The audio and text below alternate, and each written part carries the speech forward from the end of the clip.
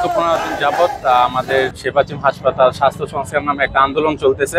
আমরা শুরু থেকে এই আন্দোলনের প্রতি সমর্থন জানাইছি, কারণ আমরাও জানি আমাদের সেবাচিমের অনেক সীমাবদ্ধতা আছে।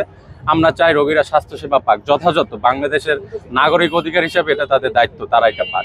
কিন্তু আমরা দেখতেছি তাদের যে আন্দোলনের পদ্ধতিটা, এটা দিন দিন জনদুর্ভোগের কারণ হয়ে যাচ্ছে। তারা একসময় দেখলাম আমরা নথুল্লাবাদ ব্লকেট করছি, সেই ক্ষেত্রে আপনি বিভিন্ন জেলা থেকে বরিশালকে বিচ্ছিন্ন করে দেওয়া হয়েছে। আপনারা স্বাস্থ্যসেবা সংস্কারের নামে যদি রোগীদেরকে আসতে দিচ্ছেন না, তাহলে তো স্বাস্থ্যসেবাটা দেওয়া হচ্ছে না। তার পরবর্তীতে আমরা দেখলাম হাসপাতালের সামনে আপনারা আমরণ অনশন করতেছে। আমরা আপনাদের এই মানে অসহিংস আন্দোলনকে সমর্থন করি। পরবর্তীতে আমরা দেখতেছি, আমরা যখন মেডিকেল স্টুডেন্ট বা ডাক্তাররা তার আশপাশ দিয়ে পাশ করতেছি, তারা মানে দূরভিসন্ধিমূলক এবং অসামঞ্জস্যপূর্ণ বেয়াদবিপূর্ণ কিছু কথাবার্তা বলতেছে, বইলা আমাদেরকে হেনস্থা করার চেষ্টা করতেছে।